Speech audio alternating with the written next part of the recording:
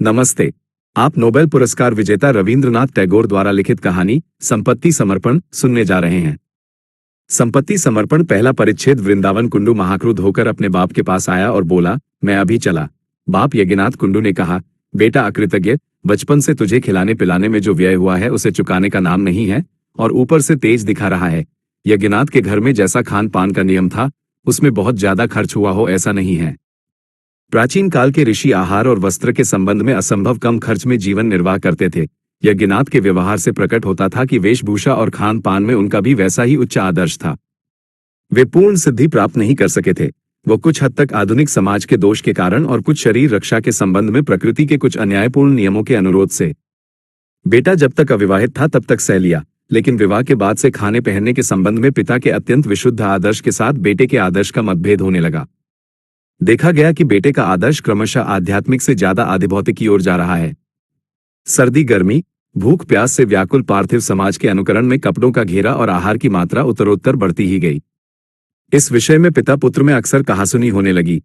अंततः वृंदावन की पत्नी की गंभीर बीमारी के समय कविराज द्वारा बहुत खर्चीली दवा की व्यवस्था करने पर यज्ञनाथ ने उसमें कविराज की अज्ञानता का परिचय पाकर उसे तत्काल विदा कर दिया। वृंदावन पहले हाथ पैर जोड़ने लगा, उसके बाद खींच उठा, लेकिन कोई फल नहीं निकला। पत्नी की मृत्यु होने पर उसने पिता को पत्नी का हत्यारा कहकर गाली दी। बाप ने कहा, क्यों, दवा खाकर कोई मरता नहीं है? कीमती दवा खाने से ही यदि बच जाते तो राजा महाराजा किस दुख से मरते? जैसे तेरी मां मरी है, तेरी नानी मरी है, तेरी पत्नी क्या उनसे ज्यादा धूमधाम से मरेगी?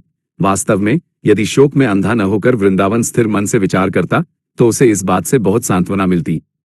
उसकी मां और नानी कोई भी मरते समय दवा नहीं खाई थी। इस घर की ऐसी ही सनातन प्रथा है। लेकिन आधुनिक लोग प्राचीन नियम से मरना भी नहीं चाहते। जिस समय की बात कह रहा हूं तब इस देश में अंग्रेजों का नया आगमन हुआ था, लेकिन उस समय भी तब के सेकाले पुराने जमाने के लोग तब के एकाले नए जमाने के लोगों का व्यवहार देखकर हतबुद्धि होकर अधिक तंबाकू खींचते थे। खैर, तब के नव्य वृंदावन ने तब के प्राचीन यज्ञनाथ से विवाद करके कहा, मैं चला। बाप ने उसे तुरंत जाने की अनुमति दे दी और सबके सामने कहा कि वृंदावन को यदि वे कभी एक पैसा दें तो वो गो रक्तपात के समान माना जाएगा। वृंदावन ने भी सबके सामने यज्ञनाथ का धन ग्रहण करना मात्र रक्तपात के तुल्य पाप स्वीकार किया। इसके बाद पिता पुत्र अलग हो गए। लंबे समय की शांति के बाद इस तरह के एक छोटे मोटे विद्रोह से गांव के लोग काफी प्रफुल्लित हो उठे। विशेषकर यज्ञनाथ के बेटे के उत्तराधिकार से वंचित होने के बाद सभी अपनी अपनी शक्ति के अनुसार यज्ञनाथ के असह्य पुत्र बिछोह के दुख को दूर करने की कोशिश करने लगे। सभी ने कहा, मामूली एक बहू के लिए बाप के साथ विवाद करना केवल इसी युग एकाले में संभव है। विशेष रूप से उन्होंने एक तर्क दिया। कहा, एक बहू जाए तो बिना देर किए दूसरी बहू जुटाई जा सकती है, लेकिन बाप जाए तो दूसरा बाप सिर पटकने पर भी नहीं मिलता।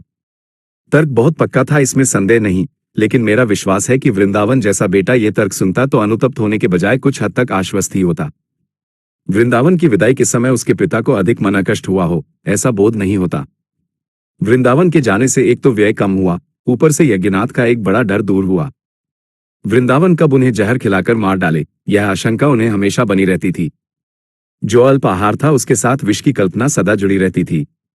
बहू की मृत्यु के बाद यह आशंका थोड़ी कम हुई थी और पुत्र की विदाई के बाद काफी निश्चिंतता महसूस हुई। केवल एक वेदना मन में चुभी थी। यज्ञनाथ के 4 वर्षीय पोते गोकुलचंद्र को वृंदावन साथ ले गया था।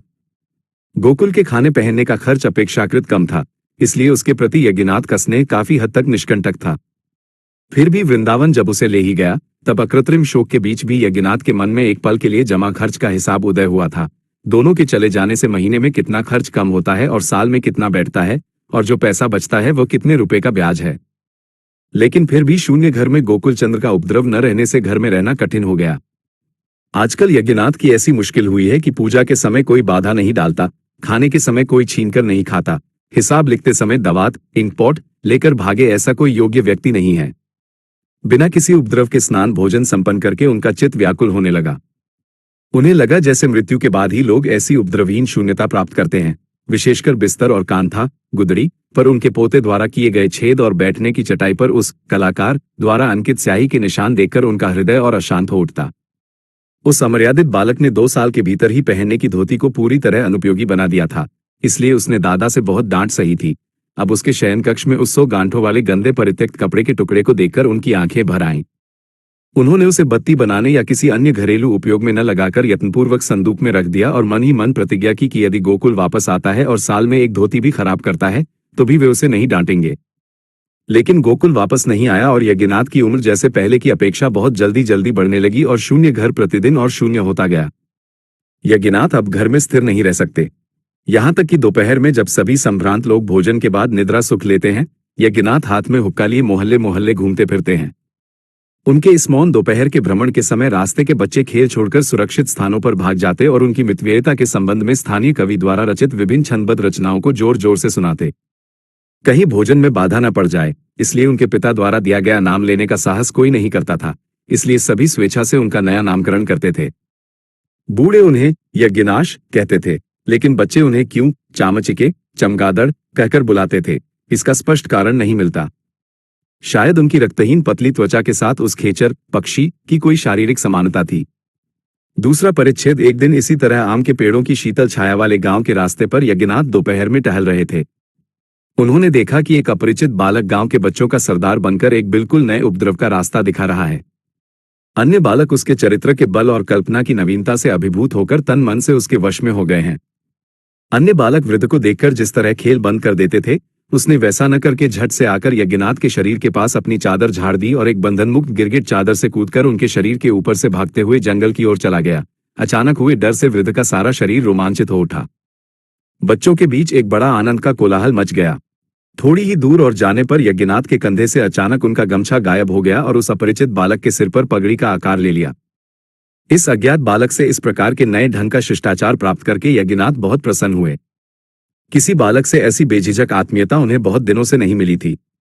बहुत बुलाने और तरह तरह का आश्वासन देकर यज्ञनाथ ने उसे कुछ हद तक अपने वश में कर लिया। पूछा, तुम्हारा नाम क्या है? उसने कहा, निताई पाल। घर कहाँ है? नहीं बताऊंगा। बाप का नाम क्या है? नहीं बताऊंगा। क्यों नहीं बताओगे? मैं घर छोड़कर भाग आया हूं। क्यों? मेरा बाप मुझे पाठशाला भेजना चाहता है। ऐसे लड़के को पाठशाला भेजना की एक निष्फल अपव्यय और बाप की बुद्धिहीनता का परिचय है। ये तुरंत यज्ञनाथ के मन में आया। यज्ञनाथ ने कहा, मेरे घर आकर रहोगे? बालक ने बिना किसी आपत्ति के इतनी नी संकोच भाव से वहां आश्रय ग्रहण किया जैसे वह रास्ते के किनारे का कोई पेड़ हो। केवल यही नहीं, खाने पहनने के बारे में वह अपनी इच्छा के अनुसार इतने बेबाक आदेश देने लगा जैसे उसने पहले ही उसकी पूरी कीमत चुका दी हो। और इसे लेकर अक्सर घर के मालिक के साथ उसका झगड़ा भी होता था। अपने बेटे को हराना आसान है, लेकिन दूसरे के बेटे के पास यज्ञनाथ को हार माननी पड़ी। तीसरा परिच्छेद। यज्ञनाथ के घर में निताई पाल का यह अप्रत्याशित आदर देखकर गांव के लोग आश्चर्यचकित रह गए। वे समझ गए कि वृद्ध अब ज्यादा दिन नहीं जिएगा और इसी विदेशी लड़के को सारी संपत्ति दे जाएगा। बालक पर सभी को परम ईर्ष्या होने लगी और सभी उसका अहित करने का संकल्प कर बैठे। लेकिन वृद्ध उसे अपनी पसलियों की तरह ढंक कर रखता था। लड़का कभी कभी चले जाने की धमकी देता था। यज्ञनाथ उसे प्रलोभन देते थे, भाई तुझे मैं अपनी सारी संपत्ति दे जाऊंगा। बालक की उम्र कम थी, लेकिन इस आश्वासन की मर्यादा वो पूरी तरह समझ सकता था। तब गांव के लोग बालक के बाप की तलाश में लग गए। सभी ने कहा, आहा, माँ बाप के मन में न जाने कितना कष्ट हो रहा होगा। लड़का भी तो कम पापी नहीं है। ऐसा कहकर वे लड़के के नाम पर अपशब्दों की बौछार करते। उसमें इतनी ज्यादा कड़वाहट थी कि न्याय की भावना से ज्यादा ईर्ष्या की जलन महसूस होती थी। वृद्ध ने एक दिन एक पथिक से सुना कि दामोदर पाल नाम का एक व्यक्ति अपने लापता पुत्र की तलाश कर रहा है और अंततः इसी गांव की ओर आ रहा है। निताई ये खबर सुनकर अस्थिर हो उठा। भावी संपत्ति को त्याग कर वह भागने के लिए तैयार हो गया। यज्ञनाथ ने निताई को बार बार आश्वासन देकर कहा, मैं तुम्हें ऐसी जगह छिपाकर रखूंगा कि कोई ढूंढ नहीं पाएगा, गांव के लोग भी नहीं। बालक को बड़ी जिज्ञासा हुई।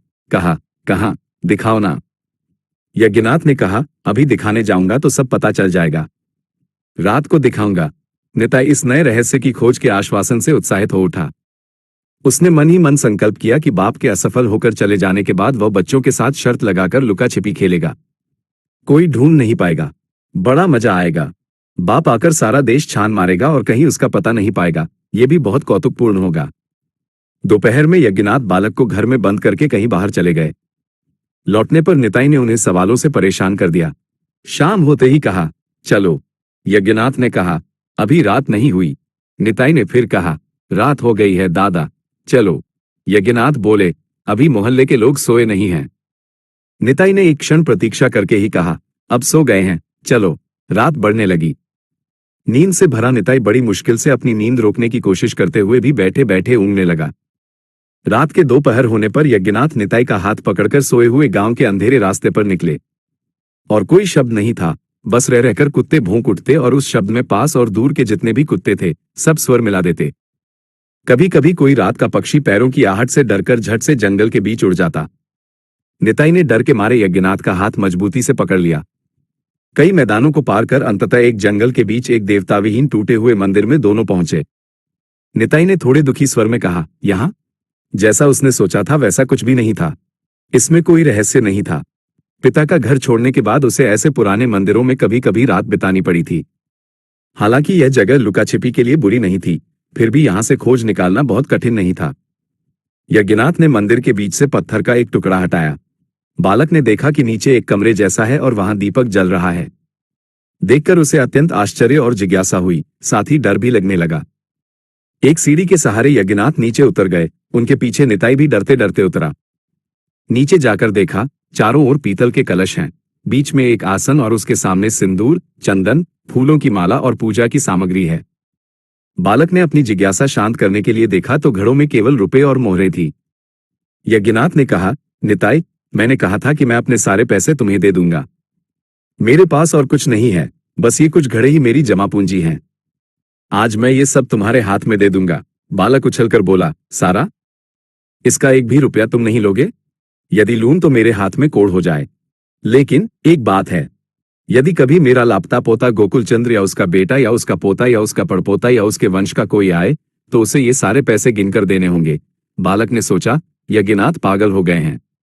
उसने तुरंत स्वीकार किया, ठीक है। यज्ञनाथ ने कहा, तो इस आसन पर बैठो। क्यों? तुम्हारी पूजा होगी। क्यों? यही नियम है। बालक आसन पर बैठा। यज्ञनाथ ने उसके माथे पर चंदन लगाया, सिंदूर का तिलक लगाया, गले में माला पहनाई, सामने बैठकर बुदबुदाते हुए मंत्र पढ़ने लगे। देवता बनकर बैठकर मंत्र सुनने में निताई को डर लगने लगा। उसने पुकारा, दादा। यज्ञनाथ ने कोई उत्तर नहीं दिया और मंत्र पढ़ते गए। अंत में एक एक घड़े को बड़ी मुश्किल से खींचकर बालक के सामने रखा और समर्पित किया और हर बार उससे कहलवाया, युधिष्ठिर कुंडू के पुत्र गदाधर कुंडू, उनके पुत्र प्राणकृष्ण कुंडू, उनके पुत्र परमानंद कुंडू, उनके पुत्र यज्ञनाथ कुंडू, उनके पुत्र वृंदावन कुंडू, उनके पुत्र गोकुलचंद्र कुंडू को या उनके पुत्र अथवा पौत्र अथवा प्रपौत्र को या उनके वंश के न्याय संगत उत्तराधिकारी को ये सारे पैसे गिनकर दूंगा। ऐसा बार बार दोहराते दोहराते लड़का सुन्न सा हो गया। उसकी जीभ धीरे धीरे लड़खड़ाने लगी। जब अनुष्ठान समाप्त हुआ तो दीपक के धुएं और दोनों के सांसों की भाप से वो छोटा सा गड्ढा भर गया। बालक का तालू सूख गया, हाथ पैर जलने लगे, दम घुटने जैसा होने लगा। दीपक मध्यम होकर अचानक बुझ गया। अंधेरे में बालक ने महसूस किया कि यज्ञनाथ सीढ़ी के सहारे ऊपर चढ़ रहे हैं।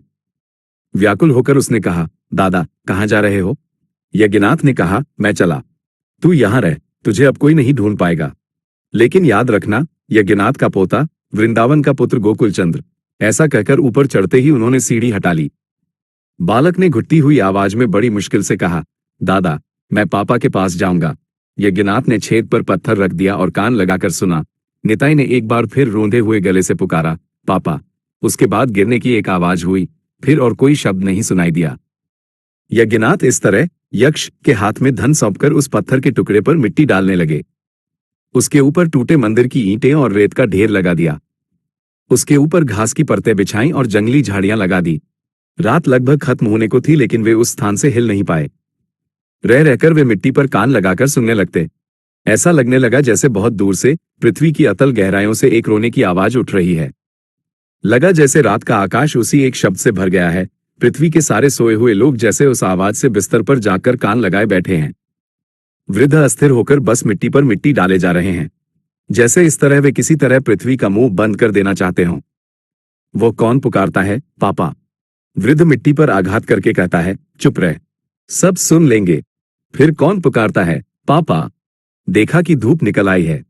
डर के मारे मंदिर छोड़कर मैदान में भाग निकले। वहां भी किसी ने पुकारा, पापा। यज्ञनाथ ने चौंककर पीछे मुड़कर देखा, वृंदावन। वृंदावन ने कहा, पापा, मुझे पता चला है कि मेरा बेटा आपके घर में छिपा है, उसे मुझे दे दीजिए। वृद्ध ने आंख और मुंह सिकुड़कर वृंदावन की ओर झुकते हुए कहा, तेरा बेटा? वृंदावन ने कहा, हाँ गोकुल, अब उसका नाम निताई पाल है, मेरा नाम दामोदर। आसपास हर जगह आपकी ख्याति है, इसलिए हमने शर्म के मारे नाम बदल लिया था। वरना कोई हमारा नाम नहीं लेता। वृद्ध अपनी 10 उंगलियों से आकाश को टटोलते हुए जैसे हवा को पकड़ने की कोशिश कर रहे हों, जमीन पर गिर पड़े। होश आने पर यज्ञनाथ वृंदावन को मंदिर में खींच ले गए। कहा, रोना सुन पा रहे हो? वृंदावन ने कहा, नहीं। कान लगाकर सुनो तो, पापा कहकर कोई पुकार रहा है। वृंदावन ने कहा, नहीं। वृद्ध तब जैसे बहुत निश्चिंत हुए। उसके बाद से वृद्ध सबसे पूछते फिरते, रोना सुन पा रहे हो? पागलपन की बात सुनकर सब हंसते। अंततः 4 साल बाद वृद्ध की मृत्यु का दिन आया। जब आंखों के सामने से जगत की रोशनी बुझ गई और सांसें लगभग थम गईं, तब वे बेहोशी के आवेग में अचानक उठकर बैठ गए। एक बार दोनों हाथ चारों ओर टटोलकर उस मरणासन व्यक्ति ने कहा, निताई, मेरी सीढ़ी किसने हटा ली? उस वायुहीन और प्रकाशहीन महागड्ढे से निकलने की सीढ़ी न पाकर वे फिर से धप से बिस्तर पर गिर पड़े। संसार के उस लुका छिपी के खेल में, जहां किसी को ढूंढा नहीं जा सकता, वे वहीं अंतर्धान हो गए।